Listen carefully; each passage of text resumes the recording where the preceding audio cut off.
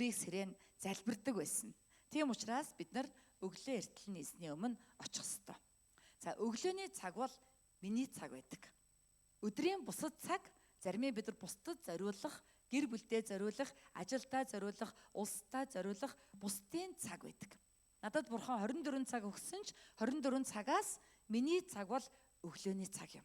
Тийм учраас бид энэ өглөөний надад өгсөн цагийг маш сайн ашиглаж, маш ихийг амжуулж сурах нь итгэлийн ах дүүсийн буюу өнөөдрийн Йошуагийн бидэнд зааж байгаа хамгийн чухал агуулга юм аа. Ялангуяа өглөөний цаг бол залбирлын цаг юм. Өглөө эртлэн 4 цаг, 5 цаг, 6 цагт эзэн таныг сэрээвэл даруй босоод орныхоо өмнө орон дээрээ тийм ээ өвдөг сөгдөд эсвэл суугаад эзнийг дуудан залбирах хэрэгтэй. Бид ингэж залбирх юм бол 2-3 цагийг хангалтайгаар эзэн зориулж бас бид түүний дуу хоолойг сонсоход суралцсанаа. Мэдээж үүний тулд өглөө орой эрт тунтах ёстой, ажлаа төлөвлөсөн байх учиртай юм аа.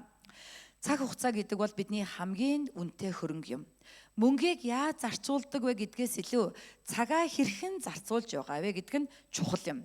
Учир нь бид алдсан мөнгийг эргүүлээд олж авч чадна. Харин алдсан цаг хугацааг хизээж эргүүлэн олж авч чадахгүй юм. Бид нар 1 жилийн үн цэнийг мэдъя гэвэл улирлын шалгалтандаа унсан оюутнаас асуу. Ямар үнэтэй байсныг хэлж өгдөг.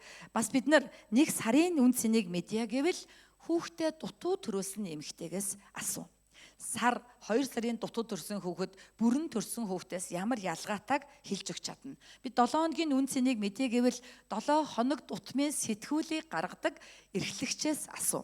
Тэгвэл тэр хүн 7 хоногийн үн цэнийг мэддэг. Бид 1 цагийн үн цэнийг мэдье гэвэл хайртайгаа хүлээж байгаа нэгнээс асуу. Хайртай нэгнээ хүлээхэд 1 цаг 1 жил шиг удаан санагддаг байна. Бид 1 минутын үн цэнийг мэдье гэвэл онгоцноос хоцорсон хүнээс асуу. Тэр хүн минутын үн цэнийг ойлгосон байдаг. Бид 1 секундын үн цэнийг мэдье гэвэл ослоос амьд үлдсэн хүнээс асуу. Осол аваар секундын зөрөөтэйгээр өөхөө амьдрах уу гэдг нь шийдэгдэж байдаг. За бид нар 1 дойлын үн цэнийг мэдье гэвэл олимпиад мөнгөн медаль авсан хүнээс асуу. 1 дойл түүний хувьд ямар үн цэнтэй байсныг тэр хүн хэлж өгч чаднаа. Тийм ээ. Цаг хугацаа гэдэг бол үнэлж баршгүй үн цэнтэй хөрөнгө юм аа. Ялангуяа өглөөний цагийг засаж янзлаагүй алмаз эрдэнэтэй зүйрлж болно. Засаж янзлаагүй алмаз эрдэн бол засаагүй үедээ зүгээр л нэг зүйл юм шиг. Харин түүнийг засаад янзлчихвал дэлхийд ховор үнэлшгүй үнэт эрдэн болно хуурдаг. Тэрэн шиг өглөөний цагийг бид нар зүгээр л унтаад эсвэл зүгээр л өрн таран хийгээд өнгөрөөчих юм бол бид нар амьдралдаа хамгийн үнэтэй алмаз эрднийг алдж байгаатай адилхан байгаа. Тийм учраас бид өглөөний цагийг төлөвлөөд залбирал, хувийн бэлтгэл, бодох, төлөвлөх, эзний дуу хоолойг сонсох ийм зүйлд хангалттай зарцуулах юм бол бидний амьдрал ерөөлтөө үн цэнтэй байх бөгөөд бид Йордан гатлах бэлтгэлээ хамгийн сайнаар хийж чадна гэсэн үг юм аа.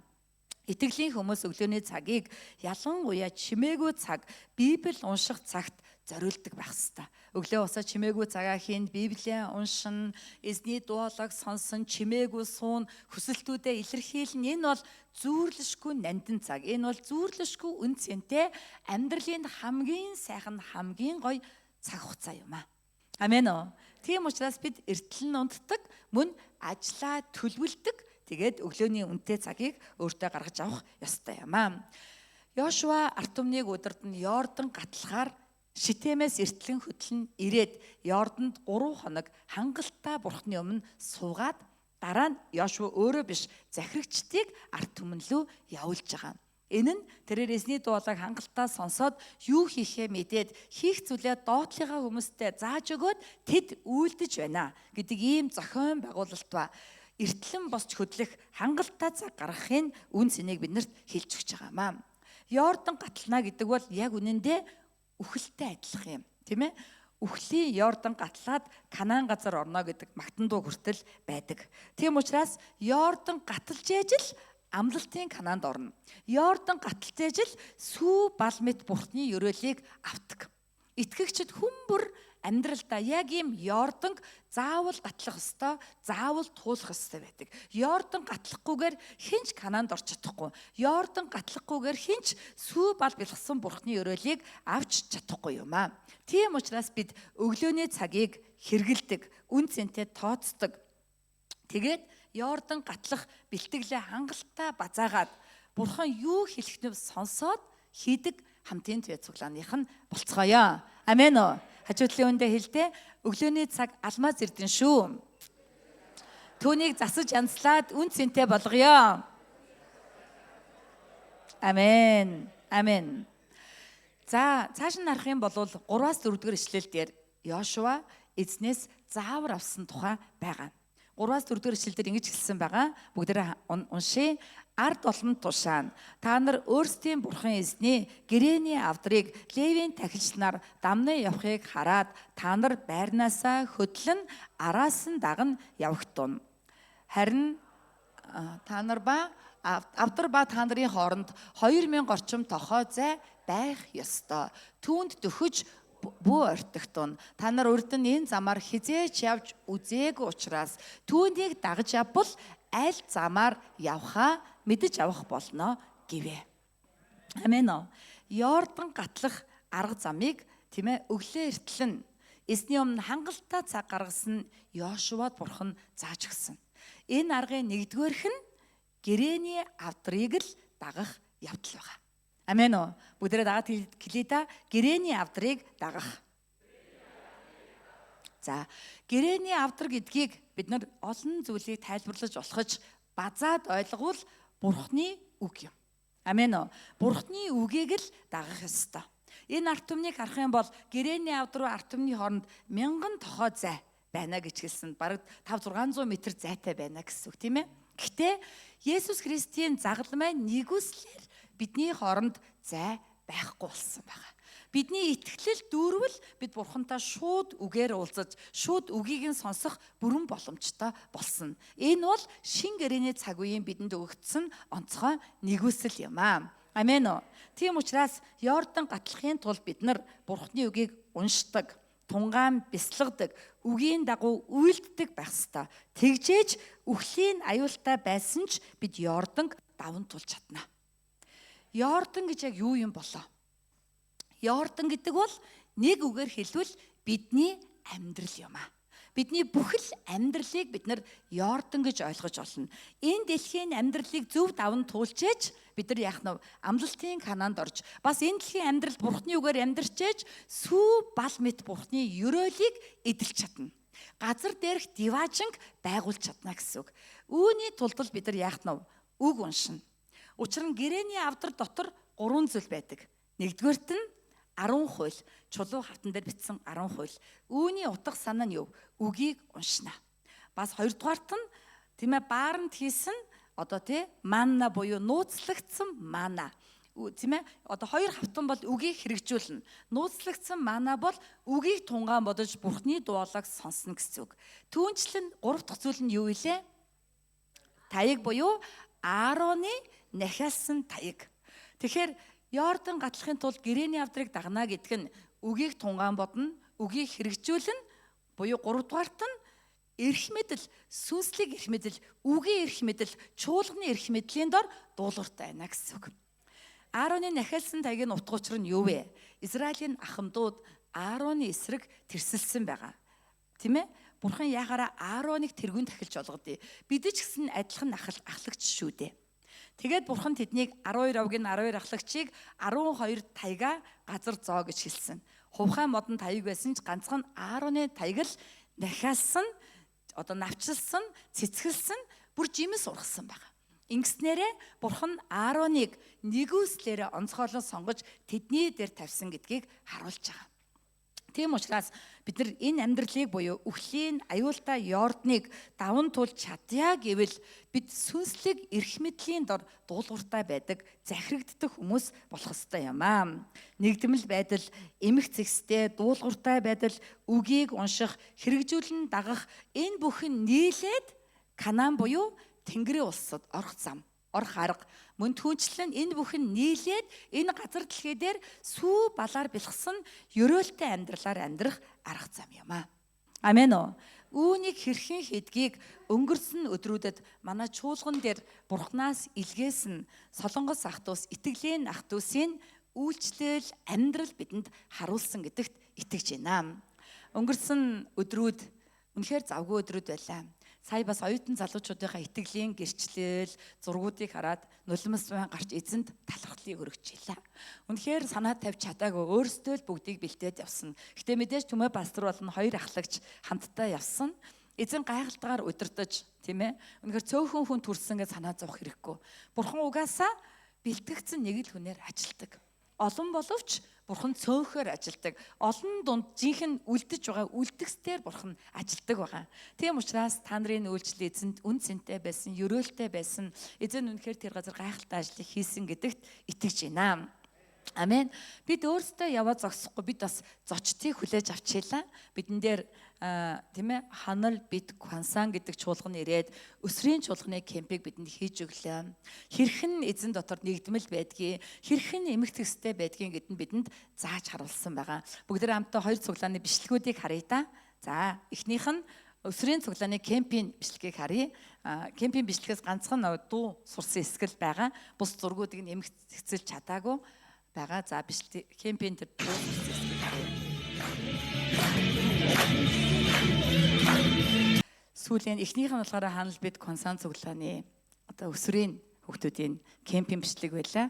Тэг үнэхээр өсрийн чуулганд маш олон үйлчлүүдийг хийж бас бидрийг тийм ээ өөрийнхөө цуглаан дээр ирсэн урьж дараа жилдээ бас ирж хамтдаа ихээр болсон. Тэг зөргөө ахлагч болон өсрийн багш нар маань 27, 28 хүүхдүүдийг бас хамрагдуулсан байгаа. Цуглаан дангаараа өсрийн кемп хийх маш үр дүнтэй нөлөөтэй юм байна гэдгийг бас харсан. За дараагийнхан болохоор Нуван Чайл цуглааны насан туршид байгаа.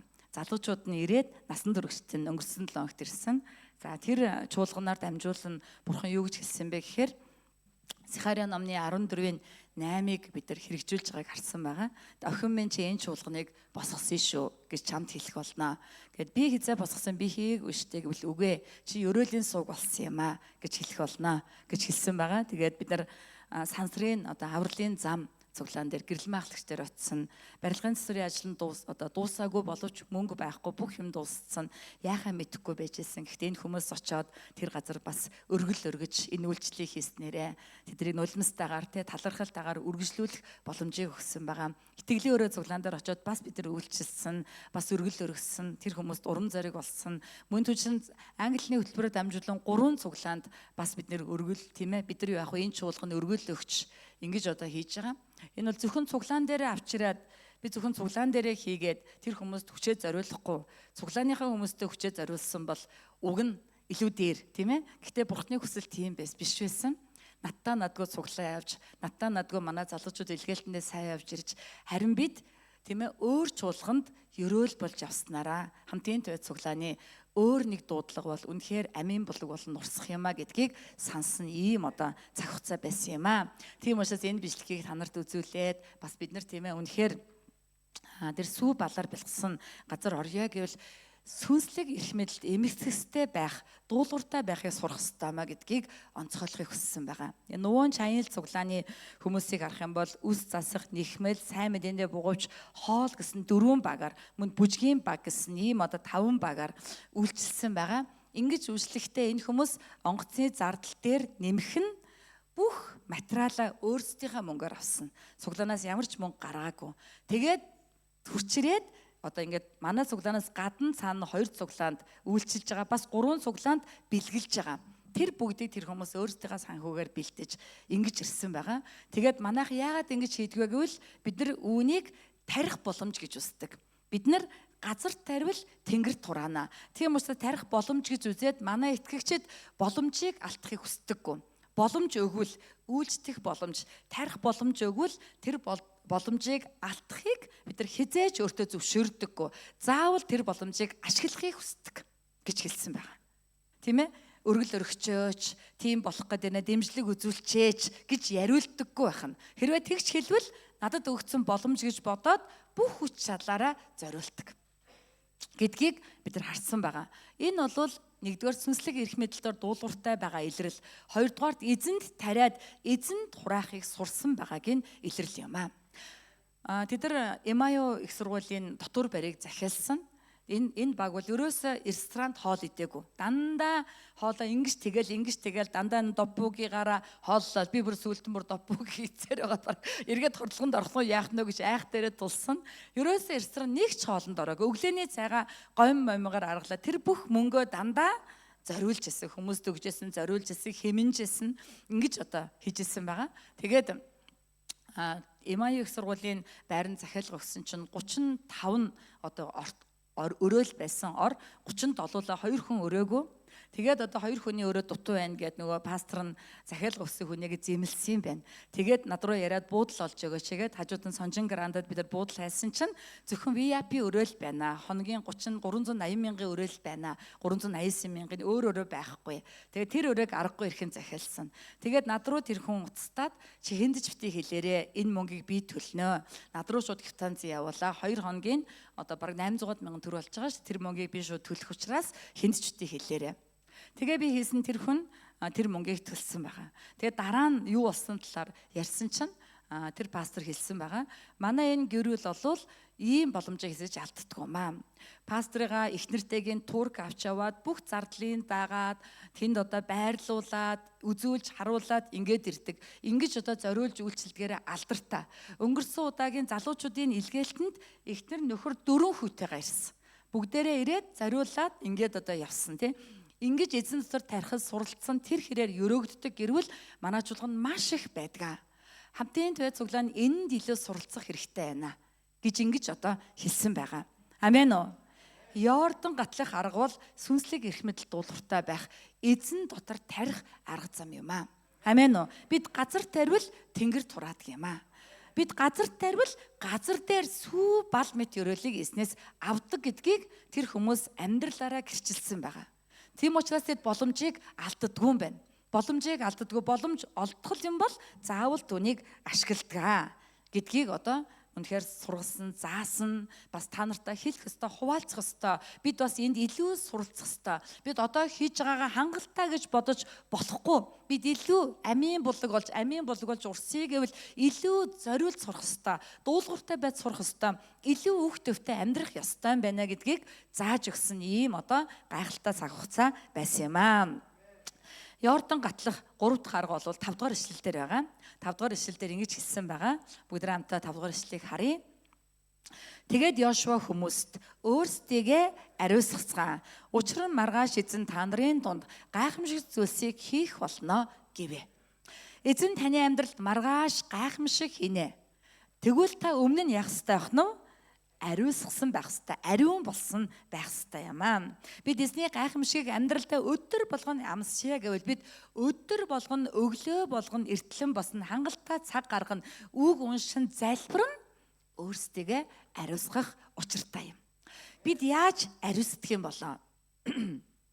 Бид яаж ариусдаг вэ? Бид усанд орсноор ариусах уу? Мэдээж бид усан сайн орох ёстой. Усан сайн орж үнэр танаргүй цэвэрч нямба байх ёстой. Энэ ч гэсэн Бурхны алтар. Амен уу? Энэ ч гэсэн Бурхны алтар. Энэ ч гэсэн Бурхны алтар. Биднийг юу ариусгах юм бэ? Биднийг ганцхан зүйл ариусгадаг. Тэр бол Есүс Христийн загалан маань цус гэдэгт итгэж байна. Тэрэл цусаар бид нар угаагддаг, тэрэл цусаар бид нар ариусдаг байгаа. 1-р Иохан номны 1-7 дугаар ишлэгийг бүгд хамтдаа харъя. 1-р Иохан 1:7 уншия 3.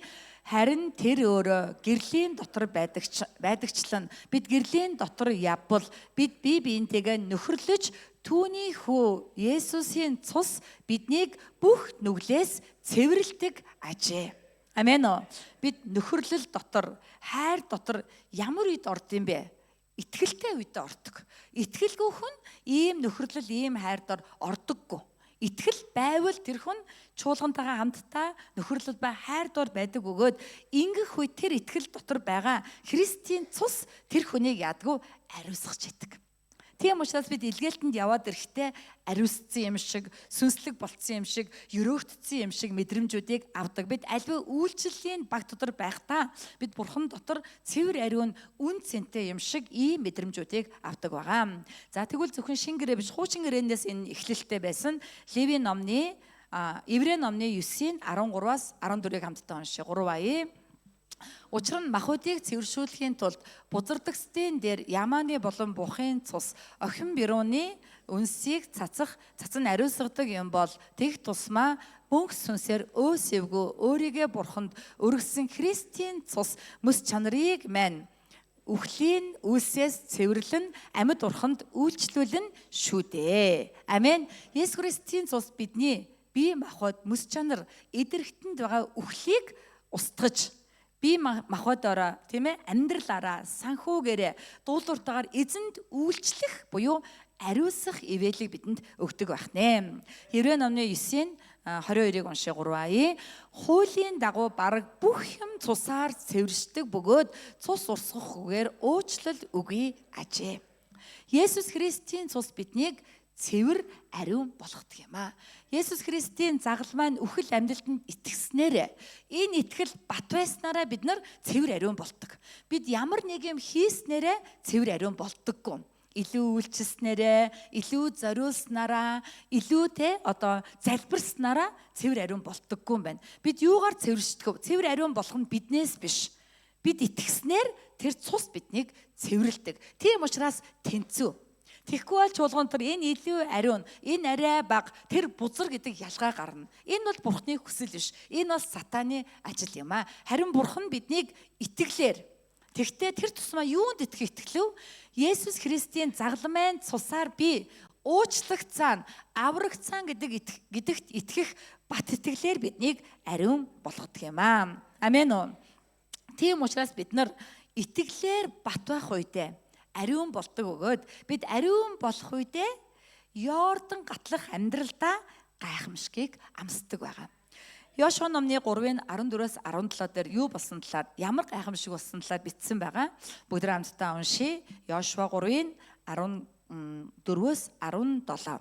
3 Ингээд ард олон Йордны гатлахаар майхнаа буулган хөдөлж гэрэний авдрыг дамнан яваа.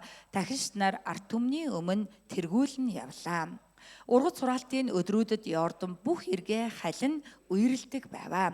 Авдрыг дамнан яваа тахилч нар Йорданд орж хөлөө усны захад дүрмэгц дээрээс урсаж байгаа ус Заританы оролцох Адам хотын хавьд нилээн хоолт зайд тогтон овоороод Давс тэнгис буюу Арабигийн тэнгис рүү урсаж байгаа ус бүрэн тасарчээ. Тэгээд хүмүүс Ерихогийн эсрэг талаас гатлан гарав. Бүх Израиль үндэстэн даяараа Йордныг хуурай газраар гатаж дуустал эзний гэрэний авдрыг дамнан яваа тахилч нар Йордан голын тэхий дунд хуурай газар дээр бат зогссоор байлаа. Амен. Бидний амьдралын шуурга үерэлсэн их ус мэт, энэ үхэл мэт зовлон бэрхшээл ямар үед тасардаг юм бэ? Бид ариусж, бид үгийг дагах үед тасар нь овоордог. Тэгээд хичнээн байгаа юм шиг нүүрлээд байгаа юм шиг боловч бид ямар ч аюулгүйгээр хуурай газраар Йордан гаталж байгаа юм шиг гатлан даван тулт юм аа. Ялангуяа өнөөдрийн Библи юу гэж тодруулсан бэ? Ургац сураалтын өдрүүдэд Йордан үерэлдэг учраас гэдэг нь илүү аюултай, илүү аимшигтай, илүү зовлонтой байгаа гэсэн үг. Яг энэ үед Левичуд буюу тагилч нар итгэлээрээ хөлөө дүрмэгц Йордангийн ус тасарсан байгаа. Энэ итгэл тэднийг ариун болгосон гэсэн үг юм аа. Йордан бол амьдрал юм а гэж хэлсэн. Бидний амьдралд бэрхшээл байдаг. Сэтгэл судлаач Скот Пек гэдэг хүн Туулж яваа зам гэдэг номонд ингэж хэлсэн байгаа. Сайн сонсоорой. Амьдрал бол зовлон. Гэвч амьдрах хэцүү гэдэг үннийг олон хүн ухаардаггүй, бас мэддэггүй. Тэгэхээр юу үнэн бэ? Амьдрах хэцүү гэдэг нь үнэн байх нь. Гэтэл хүмүүс энийг мэддэггүй, бас ухаардаггүй, амьдрахыг амархан юм шиг боддог. Амьдралыг хялбар гэж бодно тоомжиргүй хандсны үр дүнд хүмүүс амьдралд тохиолдож байгаа асуудал, бэрхшээл, зовлон дэндүү их байна. Дэндүү хэцүү байна гэж гомдолсоор амьдралаа дуусгачихдаг гэж хэлсэн байгаа. Тэгэхээр бид нар яах нь вэ? Амьдрал хэцүү буюу яг л ургац сураалтын өдрүүдэд халин үерэлсэн Йордан мэт хэцүү гэдгийг ойлгосон байх ёстой. Энэ хэцүү амьдралыг бид яаж туулах вэ? Өглөөртлэн болсон эзэнт хангалттай цаг гаргаж, эзний үгийг дагаж, хэрэгжүүлж, бодож, тунгааж, сүнслэг эрх мэдэл дуулууртай байж, бас Христийн загалмай хайранд бат итгэснээрээ ариусж бид энэ амьдралыг яг л хуурай газраар Йордан туулж байгаа мэт гайхамшигар дүүрэн даван туулах боломжтой юм аа. Бид амьдралыг хэлбэрхаан гэж боддог учраас амьдрал тохиолдож байгаа хэцүү бүхнийг даван туулах боломжгүй гэж үзээд сэтгэлээр ундаг, гансардаг, гонхордог, өвддөг. Яагаад миний амьдрал ийм хэцүү байгаа юм бэ? Ийм хэцүү амьдрал байх ёсгүй. Би ингэж амьдрч чадахгүй, амьдрмааргүй байна гэж бид нар бодож байгаа учраас гансардаг, гундаг, гутдаг, өөх тийм ээ, зүрх сэтгэлээр өөх сүнсээр хүчгүй дорой болж улмаар бие махбод өвддөг. Угаасаа амьдрал хэцүү юм байна. Амен уу? Би заримдаа боддог, амьдрал ямар хэцүү юм бэ? Миний амьдрал яагаад ийм хэцүү байгаа юм болоо? Тэгээ боддог. Тэгээд юу гэж? Би хангалттай амьдрч давч чаднаа. Учир нь надад эзэн байна. Эзэн надтай цуг байгаа учраас би хангалттай. Би ганцаархнаа хэцүү байсан ч зүгээр би даван тулж чадна. Ердөө асуудал биш гэж боддог. Амен уу?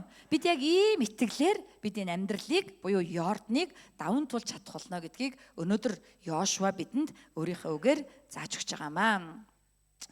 Тийм учраас итгэлгүй л бол амьдралыг туулах ямар ч боломжгүй юм. Итгэлгүй л бол бид амьдралын бэрхшээл дандаа нурж унана. Тийм учраас 1-р Коринт номны 13 дээр тийм ээ, итгэл, найдвар, хайр гур үлддэг бөгөөд хамгийн агуу нь хайр юм а гэж хэлсэн байгаа.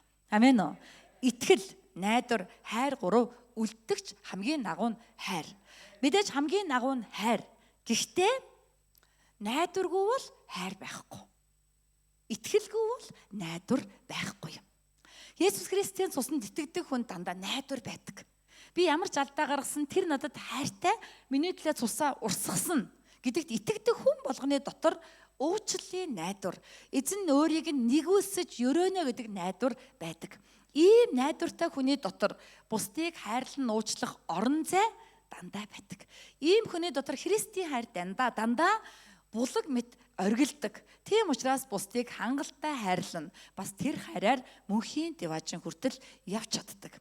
Гэхдээ яг үнэндээ бүхний эхлэл юу вэ? Итгэл юм аа. Итгэлгүй бол Йордан гаталж чадахгүй, итгэлгүй бол найдварч байхгүй, найдваргүй бол хайрч байхгүй юм аа.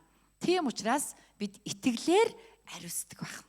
Христийн загалмайн цуснд итгэх итгэлээр бид ариусдаг юм аа. За, үгээд өгнө.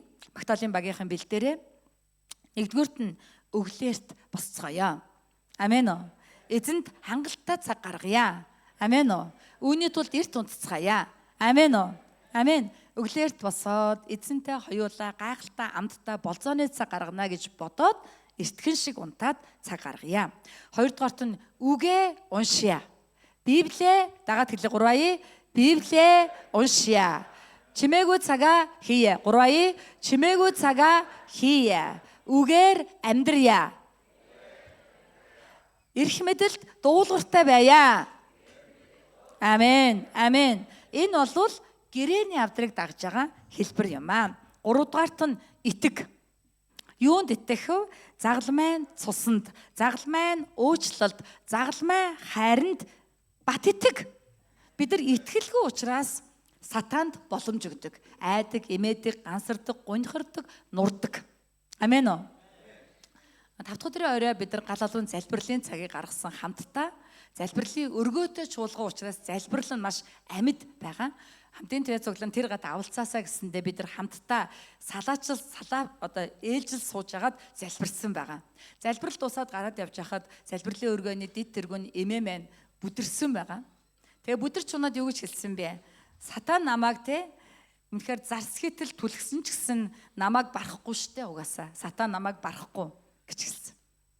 Тэгээд юу гэж хэлсэн гэхээр бид нар ямар нэгэн золгүй зүйлийг, ямар нэгэн асуудлыг яаж тайлах вэ гэдэгт гол нь итэг. Оо яанаас та сатан дайраад намайг унгаачлаа, гар хөл хугарчуу. Ёо унаад эвгүй болчлаа гэдэвэл сатаны хүсэл биелж байгаа. Яг тэгүүлэх гэж сатан дайрч байгаа. Хэдий унаад хамаг юм шороо олсон ч гэсэн тэгсэн зүгээр байна. Бүтэн байна. Сатан намайг угаасаа барахгүй. Яадаг ч гэж үзлээд угаасаа намайг барахгүй штэ гэж тайлбал яг л тийм болно. Амен уу? Бид нар альва муу зүйлийг айцаар хүлээж аваад байвал итгэлгүй байна. Сатанд боломж өгч байна гэсэн үг. Харин альва асуудал тунд түүнийг итгэлээрээ тайлах юм бол сатан хэдий дайрсан ч бид итгэлээр түүнийг итгэлийн бамбагаар хааж байгаа. Итгэл намайг ариун болгож байгаа учраас сатан дайрах нөхгүй болж байгаа гэсэн үг. Амен уу? Тийм учраас аливаа асуудал, амьдралын бэрхшээлийг яаж итгэлээр тайлах вэ гэдэг нь хамгийн чухал юм а гэдгийг бас тэр бүх үйл явдлаар тэр эгч одоо надад заасан байгааг та нартайгаа хуваалцахад баяртай байна. Тийм учраас итгэлийн одоо загламайд түүний хайр, түүний уучлал, түүний цуснд өдөр болгон бат итгэлтэй байцгаая. Тэгэх юм бол амьдрал хэмээх Йорданг хангалттай гаталж Бурхны ерөөл ба сүү балыг энэ амьдралдаа дүүрэн намсаж бас Тэнгэрийн улс ба Диважинд хангалттай орж газар дээрх амьдрал хаанчлалын амьдралаар хангалттай амьдрч чадах бид бүхэн болох болно гэдэгт итгэж байна. Амен. Амен. Бүгд хамтдаа эсний өмнө залбирлын цагтаа оръё. Хамгийн түрүүнд хамтдаа эсний өмнө би бол мөргөгч юм а гэд хамтдаа магтцгаая.